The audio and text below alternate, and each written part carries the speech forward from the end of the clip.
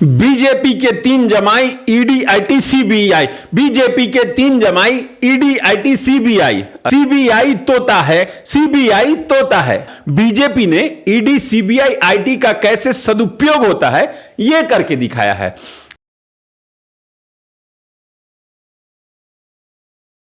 BJP के 3 जमाई ED IT CBI. BJP के 3 जमाई ईडी आईटी सीबीआई। अरे भैया, जब आरजेडी वाले ये नारा लगा ही रहे हैं तो हम भी एक नारा याद दिला देते हैं, सीबीआई तोता है, सीबीआई तोता है। भैया, पहले वाला जो नारा था ना वो हम नहीं लगा रहे थे, ये तो आरजेडी के सपोर्टर लगा रहे थे। जब आरजेडी सुप्रीमो जो पहले भी चारा घोटाला में जेल जा चुके हैं, उन्हीं से ईडी इस बार एक और नए घोटाले की पूछताछ कर रही थी, तभी ईडी ऑफिस के बाहर उनके समर्थक ऐसे नारे लगा रहे थे।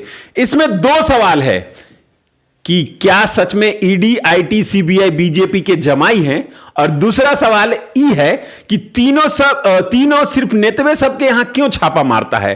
क्या भारत में सिर्फ नेते सबके पास भ्रष्टाचार का पैसा है क्या? यह सोचने वाली बात है। नमस्कार, मेरा नाम है राजेश सिंह और आप सभी का मेरे यूट्यूब चैनल पे हार्दिक स्वागत है। अच्छा, एगो बात बताइए, एगो कहावत सुने हैं, महाचोर के दाढ़ी में तिनका? नहीं सुने हैं? अच्छा, हम भी नहीं सुने हैं, सिर्फ देखे हैं कि महाचोर के दाढ़ी में तिनका होता है। जहां तक बात है सरकारी एजेंसियों की दुरुपयोग की, तो भारत के इतिहास में यह होता रहा है, यह कोई नई बात नहीं है।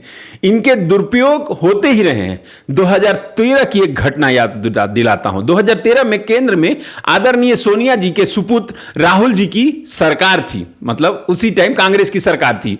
कोयला आवंटन घोटाला, जिसमें सीबीआई की जांच की प्रगति देखकर आदरणीय सुप्रीम कोर्ट ने सरकार और जांच एजेंसियों दोनों को जमकर फटकार लगाई थी।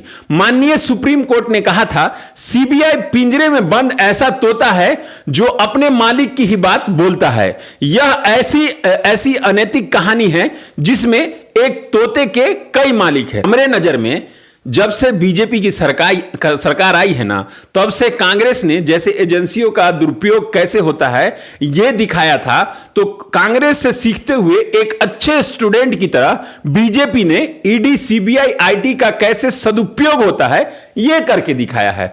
मेरे मन में बस एक सवाल यह है कि नेतवे सबके यहां इतना पैसा काहे निकलता है भैया? हमारा घर में तो कहियो नहीं ईडी छापा मारे, इतना छापा इनके सब पे यहां क्यों पड़ता है? एक 15,000 कमाने वाले इंसान के सम्मान का बिल्कुल ख्याल ही नहीं रखती ईडी, क्या बात है? अरे कभी कभी हम जैसे गरीबों के भी घर छापा मारो ईडी वाले भैया, जहां 300 करोड़ मिलता है, लैंड फॉर जॉब घोटाला होता है, जमीन घोटाला होता है, शराब घोटाला होता है, दवाई घोटाला होता है। आप लोग ईडी वाले सिर्फ उनके ही घर क्यों जाते हैं? हमारे घर आइए ना, हमको छापा मारिए, हम मात्र 10-15 हजार कमाते हैं। मेरे समझ में ही नहीं आता है काहे आप उन लोगों के घर जाते हैं। आदरणीय कोर्ट से भी इन नेताओं को कोई राहत नहीं मिलता है। मैंने तो सुना है कोर्ट सबूतों पर चलती है। अगर सबूत नहीं है इनके खिलाफ तो जेल कैसे जाते हैं ये नेता? और अगर सबूत है ईडी के पास तो ये बीजेपी के जमाई कैसे हुए? सोचिए, अगर सबूत नहीं है तो जेल में कैसे हैं? इसको तो ये बोल सकते हैं कि बीजेपी इन तीनों चीजों का सदुपयोग ही कर रही है। जहां तक बात है बड़े नेताओं को जेल जाने से की, तो सबसे पहले Satyendra Jain money laundering case में अंदर गए, मई में गए थे, तभी से अभी तक कोई अता पता नहीं है। दूसरे गए मनीष सिसोदिया शराब घोटाला केस में अंदर। ये सब उसी आम आदमी पार्टी के नेता हैं जो खड़ी हुई थी तो भ्रष्टाचार के खिलाफ, और आज उनके ही नेता ईडी के शिकंजे में हैं, अपने ही किए भ्रष्टाचारों के सिलसिले में अंदर हैं। सुनने में आया है कुछ दिनों में अगला नंबर केजरी भैया का भी है। अच्छा, वो भी जेल जाएंगे? दिल्ली के मुख्यमंत्री हैं का? शिवसेना नेता संजय राउत भी ईडी के शिकंजे में आए थे, 3 महीने जेल में रहे, जमीन के हेराफेरी में, भ्रष्टाचार के मामले में कोर्ट में सशर्त जमानत दी, तब जाके बाहर आ पाए। लालू परिवार, अभी उनके रडार पर है। लालू जी आज भी घंटों ईडी ऑफिस में पूछताछ, कल हुई ईडी ऑफिस में पूछताछ, आज तेजस्वी भैया को बुलाया गया है। कभी भी कोई भी जेल जा सकता है लालू परिवार से। यही हाल झारखंड के मुख्यमंत्री शिबू सोरेन का है।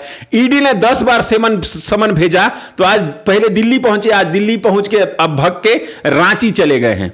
गिरफ्तारी या पूछताछ कभी भी हो सकती है। जहां तक बात है छत्तीसगढ़ की, तो 2701 करोड़ के आसपास के इस घोटाले में, शराब घोटाले और कोयला घोटाले में, तो उसमें 35 आरोपी हैं।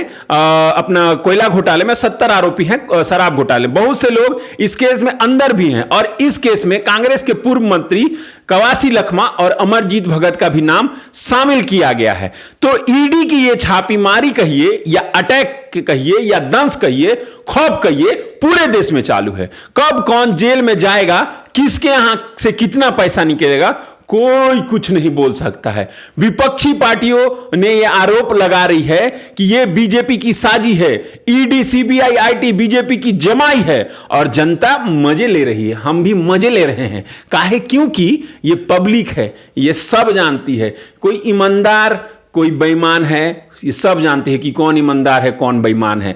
जनता को तो दुख बस इस बात का है कि कभी ईडी ईमानदार आम आदमी के यहां क्यों नहीं छापा मारती। जनता नहीं डरती ईडी सीबीआई से, और नेता खौफ खाते हैं ईडी के नाम से। हद है यार। मेरा बस एक सवाल है इन नेताओं से, अगर आप गलत नहीं हो तो डरते क्यों हो? क्यों इधर से उधर भागते रहते हो? क्या भारत में कोर्ट नाम की कोई चीज नहीं बची है क्या? क्या जितने नेता अंदर हैं ईडी ऑफिस में जा रहे हैं, सब के सब ईमानदार हैं क्या?